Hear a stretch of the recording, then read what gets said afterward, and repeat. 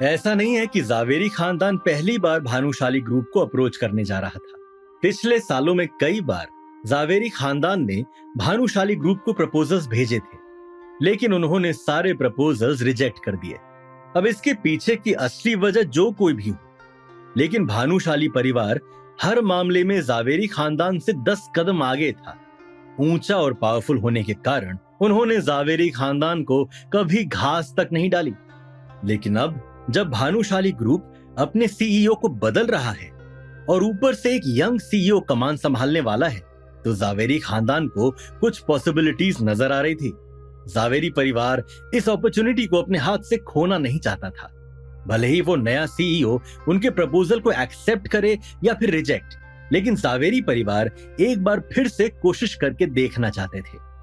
नक्श का पूरा ध्यान अपने खाने पर था, लेकिन जब उसने कल्याणी के मुंह से भानुशाली ग्रुप के नए सीईओ वाली खबर सुनी, तो तुरंत ही उसका सर ऊपर की ओर उठ गया था।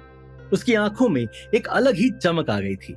मन ही मन नक्श सोचने लगा कि भले ही कल्याणी 90 साल की हो गई है और उनसे चला भी नहीं जाता है, लेकिन मार्केट में क्या चल रहा है उन्हें सब खबर रहती है। कल्याणी सभी के रिएक्शंस नोटिस कर रही थी और उसके चेहरे पर मुस्कान बरकरार थी। खाना खाते हुए धीरे से कल्याणी ने सभी से पूछा, तो फिर क्या ख्याल है? क्या किसी के पास कोई आइडिया है कि हम भानुशाली ग्रुप के नए सीईओ से कैसे मुलाकात करें? जिस किसी का भी आइडिया कामयाब हो गया और अगर भानुशाली ग्रुप के साथ जावेरी खानदान का कनेक्शन सक्सेसफुल रहा, तो वो इंसान जावेरी खानदान को आगे बढ़ाने में सबसे बड़ा कंट्रीब्यूटर होगा। मैं उसे अच्छा खासा इनाम भी दूंगी। बा, मैं जाना चाहता हूं। दादी, मुझे भी जाना है। मुझे जाने दो, मुझे बिजनेस के बारे में डिस्कशन करना अच्छे से आता है। अनिका भी अपना मुंह खोलकर अपनी बात रखना चाहती थी, लेकिन जब अनिका ने जावेरी खानदान में अपनी जगह रियलाइज की, जो बाकी के कजन से काफी नीचे थी, तो अनिका ने अंत में शांत रहने का फैसला किया।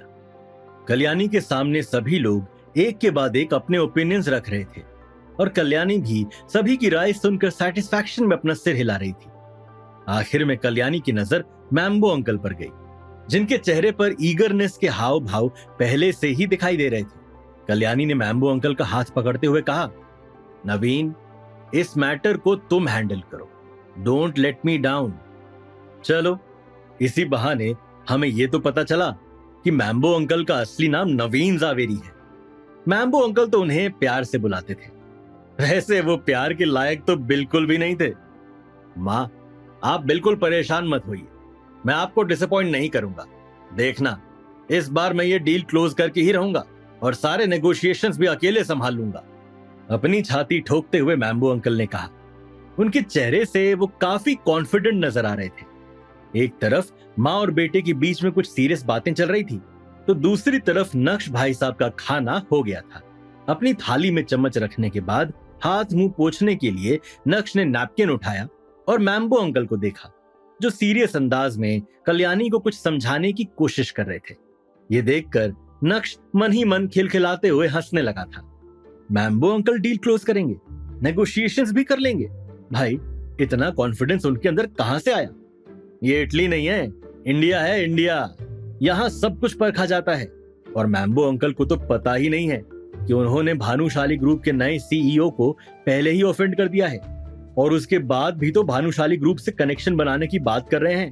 नक्श के मन में ये सारी बातें चल रही थी और ये सब सोचकर उसे बहुत मजा आ रहा था। फैमिली गैदरिंग खत्म होने के बाद नक्श अनिका और चित्रा को लेकर घर की तरफ निकल पड़ा था। रास्ते में अनिका ने नक्श की किसी भी बात पर कोई ध्यान नहीं दिया। उसके दिमाग में तो बस कल्याणी की बातें घूम रही थी कि कैसे जावेरी खानदान भानुशाली ग्रुप के साथ कनेक्शन बनाना चाहता है और उस डील को क्लोज करने की जिम्मेदारी मैम्बो अंकल को दी गई। कल्याणी अपने चारों बेटों में से, माफ कीजिएगा, अब अनिका के डैड तो रहे नहीं, तो अपने तीनों बेटे में से सबसे ज्यादा मैम्बो अंकल को ही पसंद करती थी और ज्यादातर सारी अच्छी अपॉर्चुनिटीज उन्हीं को संभालने के लिए बोलती थी, जिसमें उन्हें इंडियन मार्केट के ABCD का भी नॉलेज नहीं था। बस इटली में अपना बिजनेस क्या चमका दिया। कल्याणी को ऐसा लगता था जैसे मैम्बो कहीं पर भी फतेह कर सकता है। अनिका यही सोच रही थी कि अगर वो कोई पैंतरा चलाए और उसके आइडिया से अगर जावेरी खानदान और भानुशाली ग्रुप के बीच डील क्लोज हो जाए तो वो अपनी अंजी कॉरपोरेशन को भी डूबने से बचा सकती है। अगर उसे और भी ज्यादा फाइनेंशियल एड मिलेगा तो ये उसके और उसकी कंपनी के लिए बहुत अच्छा होगा। वैसे अभी तो उसकी डूबती हुई कंपनी को विहान बजाज संभाल रहा था, लेकिन अब जब उसने अनिका को ड्रीम लवर नेकलेस खरीद कर दे दिया है तो क्या उसके पास भी अब उतना पैसा होगा? अनिका के मन में यही सारी बातें घूम रही थी और वो जितना इस बारे में सोच रही थी उतनी ही ज्यादा उसे इरिटेशन हो रही थी। अनिका का बर्ताव देखकर नक्श को समझ आ गया था कि वो क्यों इतनी स्ट्रेस्ड है, लेकिन उस समय नक्श ने कुछ नहीं कहा। रुकिए।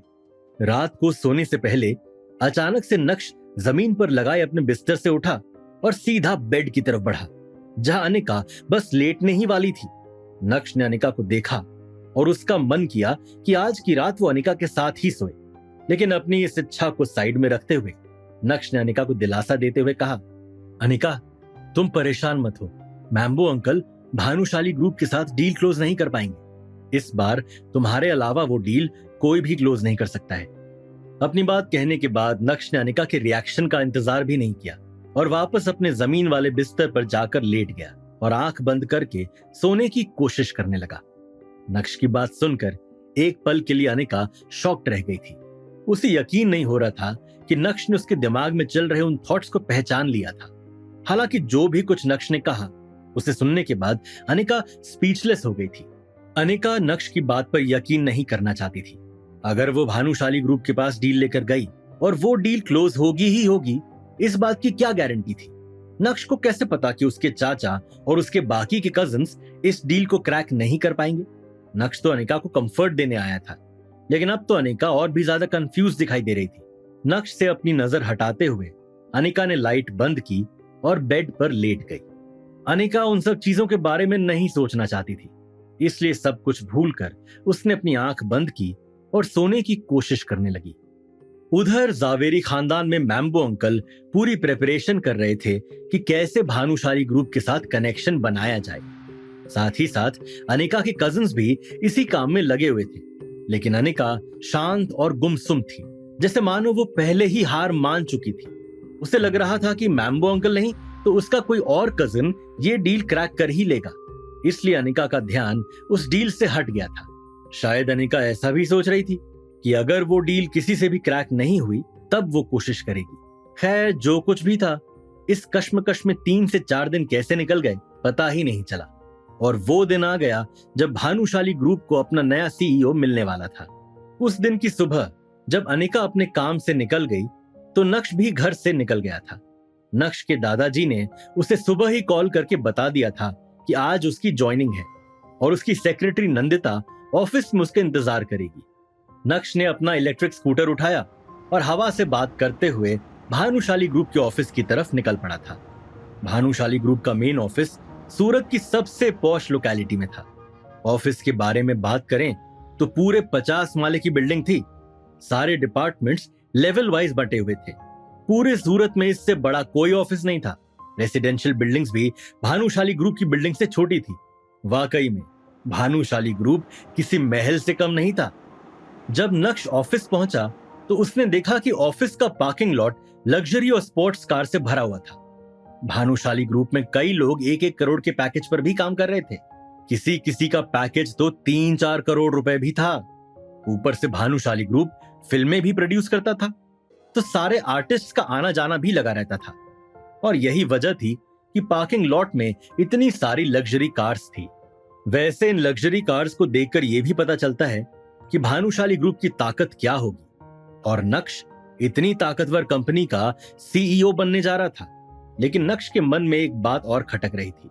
इतनी बड़ी कंपनी का सीईओ होकर वो एक स्कूटर चला रहा था। ऐसे में अगर सीईओ ने यहां अपना स्कूटर पार्क किया तो उसका तो मजाक बनेगा ही, साथ ही साथ भानुशाली ग्रुप को भी ट्रोल किया जाएगा, और नक्श ऐसा बिल्कुल भी नहीं चाहता था। इसलिए नक्श ने तय किया कि वो अपना स्कूटर ऑफिस के बाहर रोड के सामने की तरफ पार्क करेगा। और यही सोचते हुए नक्श अपने स्कूटर को ठिकाने लगाने के लिए जाने लगा। अभी नक्श अपने स्कूटर को लेकर आगे बढ़ा ही था कि तभी अचानक से लाल कलर की इंपोर्टेड स्पोर्ट्स कार आई और उसने नक्श के स्कूटर को ठोक दिया। What the! जोर से चिल्लाते हुए नक्श सड़क के दूसरी तरफ कूदा और जैसे तैसे अपने आप को बचाया, लेकिन नक्श के स्कूटर की हालत ठीक नहीं थी। स्कूटर के पीछे का हिस्सा पूरी तरह से मुड़ गया था और स्कूटर का टायर भी टेढ़ा हो गया था। टक्कर इतनी जोर से हुई थी कि उस लाल गाड़ी पर भी डेंट आ गया था। लेकिन गलती नक्श की नहीं थी, गलती तो उस लाल गाड़ी की थी जो इतनी तेज स्पीड में गली के अंदर घुस रही थी। खैर, अब क्या, अब तो तमाशा होने ही वाला था।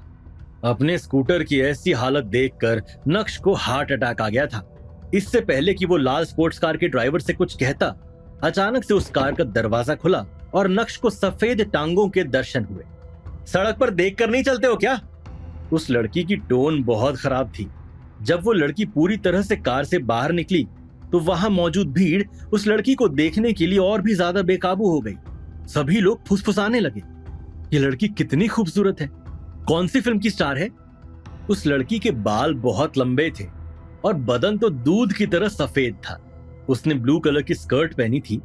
हाई हील्स में उसकी टांगें और भी ज्यादा खूबसूरत लग रही थी। देखते ही देखते मनचलों की भीड़ भी बढ़ने लगी थी। सही मायनों में जब नक्श की नजर उस लड़की पर पड़ी तो नक्श के चेहरे का एक्साइटमेंट देखने लायक था। अरे शिवानी, तुम? नक्श ने उम्मीद नहीं की थी कि उसकी शिवानी से आज कुछ इस तरह मुलाकात होगी। शायद वो आज भानुशाली ग्रुप के साथ अपना कॉन्ट्रैक्ट साइन करने आई थी। वाह, क्या कोइंसिडेंस है। नक्श भी आज ही सीईओ की कुर्सी पर बैठेगा और शिवानी भी आज ही अपना कॉन्ट्रैक्ट साइन करने आई। नक्श का स्कूटर पूरी तरह से डैमेज्ड हो गया था। अच्छी बात यह थी कि नक्श को कोई चोट नहीं आई थी। ऊपर से नक्श शिवानी को जानता भी था। शिवानी और भानुशाली ग्रुप के बीच अब एक नया रिश्ता बनने जा रहा था। ऐसे में भला नक्श शिवानी के साथ इस हादसे को लेकर बहस कैसे कर सकता था? इसलिए नक्श पूरी तरह से खामोश हो गया। शिवानी ने भी नक्श को पहचान लिया। तुरंत ही बोली, अरे नक्श, तुम यहाँ क्या कर रहे हो? यह कहने के बाद शिवानी ने ऊपर से नीचे तक नक्श को देखा और उसके डैमेज स्कूटर की तरफ नजर दौड़ाई। 2 दिन पहले शिवानी ने न्यूज़पेपर में पढ़ा था कि भानुशाली ग्रुप के मेन सिक्योरिटी गार्ड को दिन में अचानक से कार्डियक अरेस्ट आया और उसकी मौके पर ही मौत हो गई। इसलिए कंपनी अब एक जवान सिक्योरिटी गार्ड रख रही है। क्या वो नक्श है? मन ही मन ये सोचते हुए एक बार फिर से शिवानी ने नक्श की ओर देखा और मुंह बनाने लगी। तुम्हें रोड पर देखकर चलना चाहिए ना। देखो तुमने क्या किया, मेरी कार डैमेज हो गई, तुम तो इसका खर्चा भी नहीं उठा सकते हो। शिवानी अपनी स्पोर्ट्स कार पर आए स्क्रैचेस और डेंट्स देख रही थी और यह सब देखकर उसका दिल भर आया था। कल ही तो शिवानी ने नई कार ली और आज पहली बार जब कार बाहर निकाली तो उसका कल्याण हो गया। शिवानी की बात पर नक्श की तरफ से कैसा रिएक्शन आने वाला है? क्या नक्श अपनी गलती मानेगा या फिर शिवानी के साथ बहस करने लगेगा? अगर शिवानी उसे पैसा भरने के लिए बोलेगी तब नक्श क्या करेगा? क्या नक्श आज शिवानी को दिन में तारे दिखाएगा? क्या होगा जब भानुशाली ग्रुप के ऑफिस में शिवानी नए सीईओ के तौर पर नक्श से मिलेगी? क्या नक्श मैम्बो अंकल या अनिका के कजन से मिलेगा? अगर नहीं तो नक्श ने उसके लिए क्या प्लानिंग कर रखी होगी? जानने के लिए देखिए अगला एपिसोड सिर्फ पॉकेट एफएम के यूट्यूब चैनल पर और इंस्टा एम्पायर के सारे एपिसोड सुनने के लिए डिस्क्रिप्शन में दी गई लिंक से डाउनलोड कीजिए पॉकेट एफएम ऐप।